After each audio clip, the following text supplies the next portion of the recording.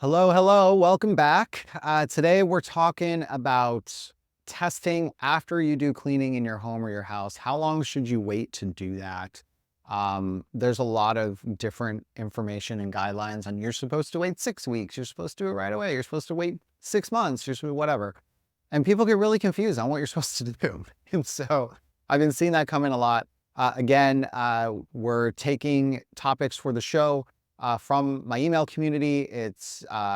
We will email out, call for topics, things come in, and then if I see a cluster of topics that come in, we'll kind of spike those at the top, and bam, here we're talking about it. So if you want to be a part of that and be able to submit questions, you literally just reply to the email and just write your question, whatever you're thinking of. You need to be on the email list. If you're not on our email list, you can get there at yesweinspect.com/join. Yesweinspect.com/join, get on the list, and you can send us questions and I may talk about it. So that's how it works. Okay, so how soon after cleaning your home do you do dust testing? Okay, so let me unpack this just like a little bit to get some context here. So what someone's talking about here is a version of like a fine particle cleaning in a way. Now, it might not be full fine particle. There's so many ways to go about doing that, and everybody has their own protocol on how to do fine particle cleans and whatever. So I'm not going to get into that on this specific topic. I just want to talk more about the framework and philosophy about when you test and why you test and what the purpose of it is, because I think that's where people get lost in this. And so that's what I want to talk about. So let's think about why we are testing. Okay. You clean an area, right? Let's say you clean your house. You had remediation done. So to set the stage, you probably remediated a couple areas in your house, a couple walls, let's say, or maybe you did a bigger remediation in your house, whatever. So you did some source remediation. You got rid of that stuff. You also cleaned your home in addition to that, because we know that mold travels throughout your space. That's how we're exposed to it, right? So it's not like if you have mold behind a wall, it just stays behind the wall. If that was the case, it would be the best because nobody would ever be exposed to it, but that's not how it works. It comes out from the walls, we get exposed to it, we get sick, right? So you could remove the wall and fix the source, which you need to do, but if you're not cleaning up your house also, then you're still going to be exposed to the residual that has already made its way out into your living space. So what we're talking about is how long after the cleaning of your house do you do follow-up testing to see what's going on? So why are you doing the testing? Let's start there. If you're doing remediation, there's a concept called post-remediation verification testing, which means I came in, I remediated, I did all the remediation of the sources, and I cleaned the house. And the first thing you want to know is, did that work, right? This is the part that I think gets missed a lot in this question, because a lot of people are like, oh, just wait X amount of weeks or months until afterwards. But the reality is you just did a big intervention in your home, right? Now, in theory, what I would really love to do is that you want to have like a series of these tests so you can see progress. So what's probably happens, you're doing a dust test before you even start remediation and you understand what your pre-work baseline was. Before I did anything, my dust test, I'm just going to use the codes from the dust test just for context here, just to make it easier.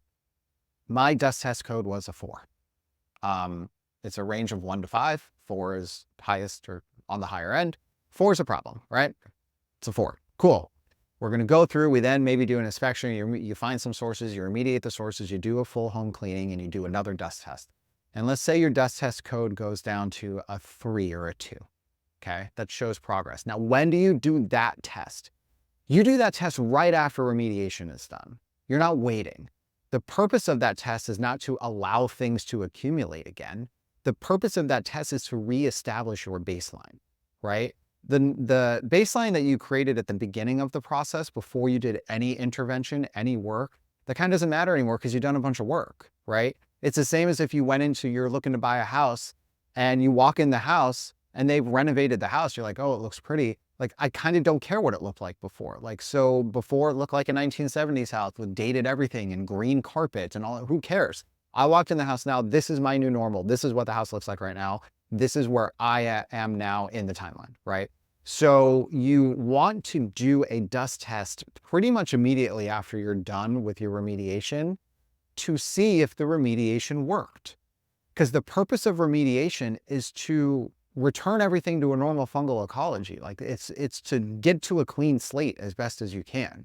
You don't want to allow time for other things to build up, because if you do that, and you wait 6 weeks, let's say, and you re-dust test then, you know what's going to happen? You're like, oh, my dust test is still elevated. You go back to your remediator. They're going to be like, well, it's been 6 weeks.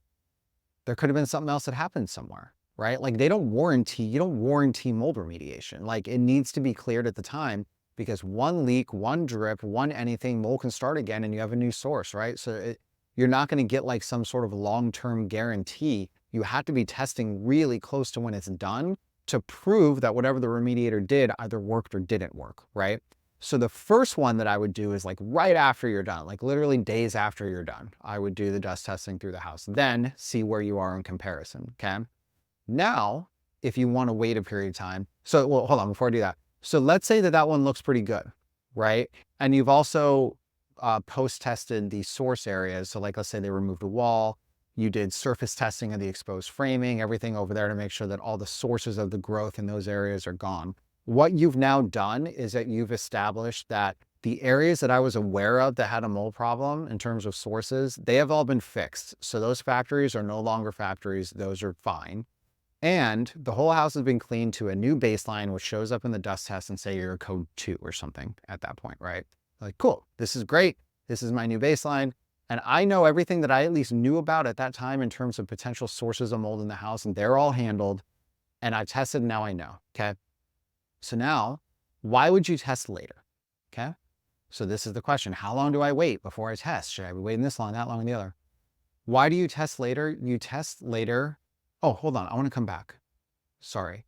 The argument on testing, I just thought of this and it'll come up, and I just want to make sure that you guys have an answer to it.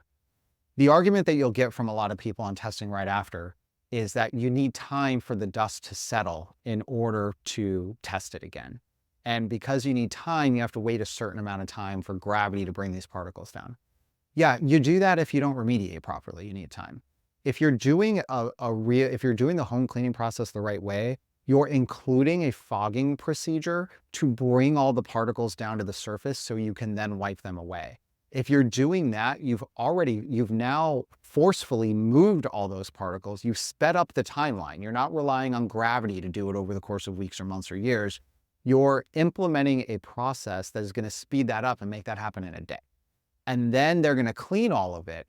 So now there shouldn't be anything else floating around at that point in time. So the argument that you'll hear a lot is like, oh, we clean, but you need all the time for everything to settle. If I need time for everything to settle, that means that you cleaned the house in a way that disturbed everything up into the air and you didn't bring it back down to wipe it down. That's a problem on remediation. That's a remediation problem. So that has to be done. And assuming you're doing that, so you go in, you fog, everything goes down to surface, and then you wipe all the surfaces, and that's how you're doing your cleaning, your house cleaning. If you do that, there's no need to wait. You don't need to wait at that point. You can test right away, okay? And so that's why I'm saying you do that right there and understand what's left.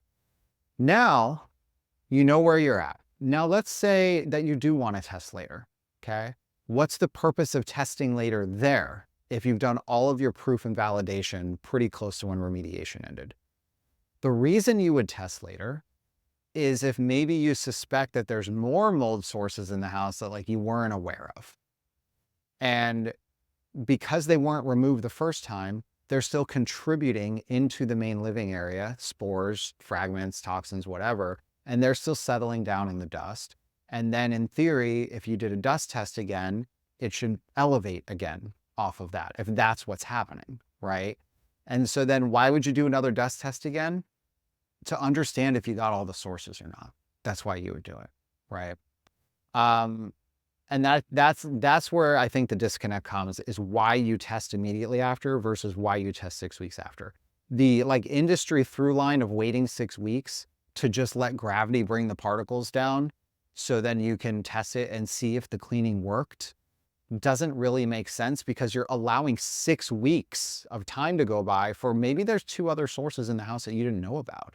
They're still going to be pumping their fragments and stuff into the space, and they're going to combine with whatever's been floating around, and it's going to come down, and that result's going to be pretty elevated. And then what are you going to say? Are you going to say the remediation didn't work? Maybe the remediation did work. Maybe the sources that were remediated were actually remediated, and maybe the cleaning process actually was effective, but because you didn't test it right at the time and you allowed 6 to 8 weeks to occur, or maybe there's something else impacting the space. Maybe the crawl space is impacting. Maybe there's something, maybe the attic is impacting. Maybe there's a couple of the mold sources you don't know about that are impacting. And then you test then. Now you don't know where you're at. You don't know if the problem is because the remediation failed or because there's other things influencing the space that you need to address next. You don't know that, right? So you have to test right afterwards and establish new baseline. And then if you want to test 6 to 8 weeks later, you can, and look at it like that. But my argument will be this. I'm not going to keep testing over and over again if I'm feeling good. Because, and we've always said this, there's always going to be mold in a house. You're never going to get rid of all of it. And the thing about dust testing is it's an accumulation over time.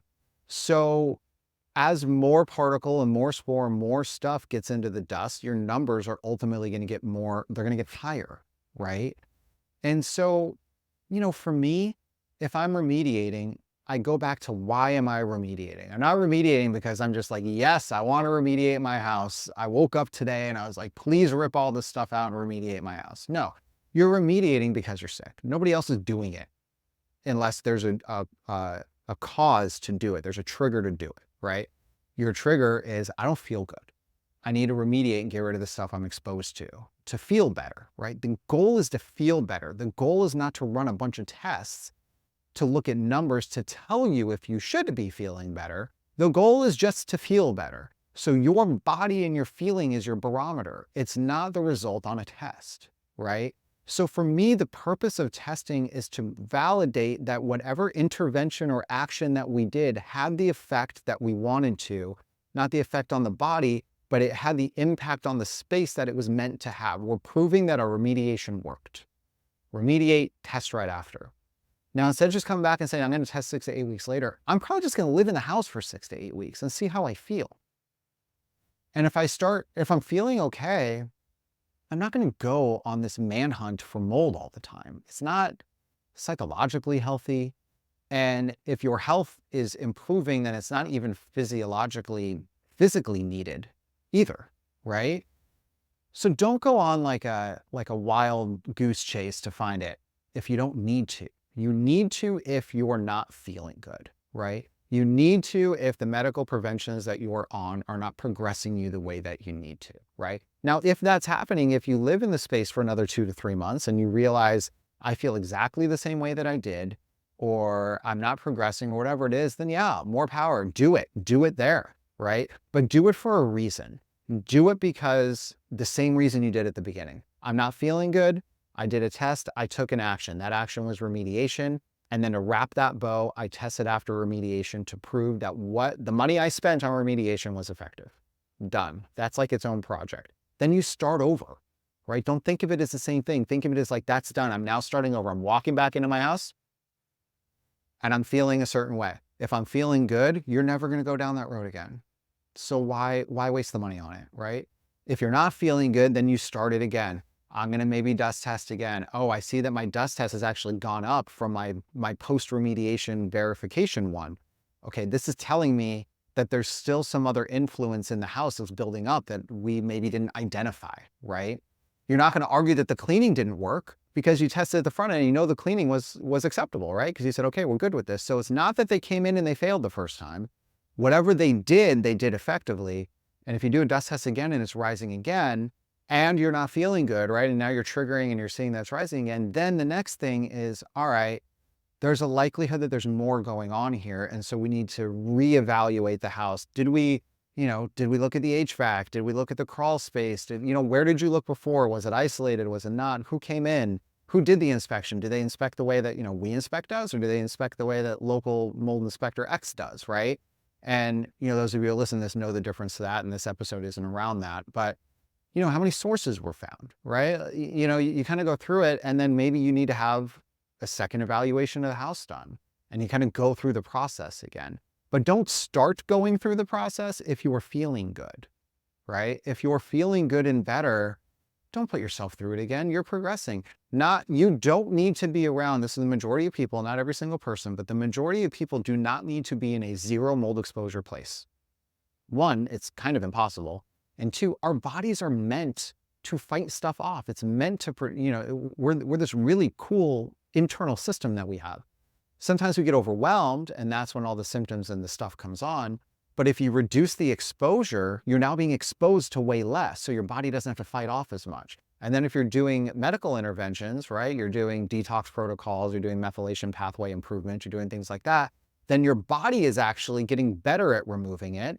You're introducing less of it now on a day-to-day basis. And all of a sudden, your body might not need to be at zero exposure anymore. It just needed less coming in, and it needed to become a little more resilient and effective on its own. And by balancing those two things out, you might now be living at in a harmonious state with your home, even though there might still be a little mold exposure left in the home. And that's really the ultimate goal for anyone going through this, is to be able to be exposed to mold at, kind of normal, minimal levels and not have your body freak out. And so if you did a remediation and you come through and you're progressing or you're feeling okay, don't open the rabbit's hole again for no reason. Like, why? Don't do it, right? If you're not, then you do it and you continue to expand and you continue to investigate, or you decide that you're kind of over it and you want to look for something else, which is totally fine too if you want to go somewhere else. But that would be my process. So how soon after cleaning a room or house do you do dust testing? You do it immediately after, assuming that at the end of the process, they fogged everything down and wiped all the surfaces. That way you don't have to wait for gravity to pull stuff down over weeks and months at a time. You do it right there and then you stop. And hopefully for you, I hope you never have to do it again. I hope you never have to do it again because you're feeling better, because you address things in your house and everything's going. But if your health is not progressing the way that you want to, then, you can then do testing at that point. But, talk to your doctors, obviously. You probably want to give your body a couple months, I would imagine. That's more of a doctor question, but I feel like you're giving yourself some time to reestablish into a space to understand how you're going to feel there. And also you got to get your doctor's feedback too. Is the protocols that they're on going to trigger symptoms in you because it's mobilizing toxins in your body? So does that mean that it's the house that's triggering you, or does that mean that it's the treatment protocol that you're on that's triggering your symptoms? It's not always the house that's doing it afterwards. If you're going through like detox and you're mobilizing all these toxins, you have even more stuff infiltrating your immune system that has to come out of your body, and that can be what's triggering your symptoms, not the fact that you missed something in the house and there's more going on. So it really is a conversation with your health practitioner too. Is like, hey, the protocols that you have me on, should I expect my symptoms to be increasing? Because I'm noticing it. And I went through this process with the house and we did post testing afterwards, and the sources were fixed and the house cleaning was effective, where there was a reduction in mold in the house where we were okay with it. But I'm feeling this way right now. So before I reopen the "is my house a problem" issue, I want to talk to you, doctor, to understand if what you were putting, the process that you had me going through on the treatment would be creating these symptomatic responses that I used to attribute to exposure.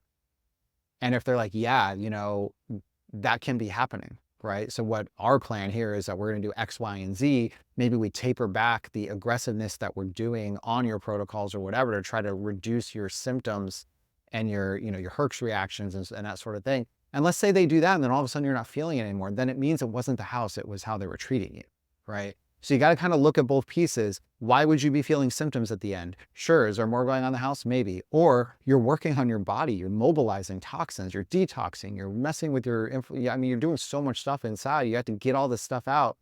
And, getting it out can be a little messy, right? And a lot of times people on their way to feeling better feel worse because you're getting all this stuff out of your system. And if that's the case, then the problem isn't the house. The problem is maybe tweaking and dialing the aggressiveness of how the medical protocol is working with you. So hopefully that helps answer the question. It was a lot longer than I thought it was going to be, but hope you guys find it helpful. Talk to you next time.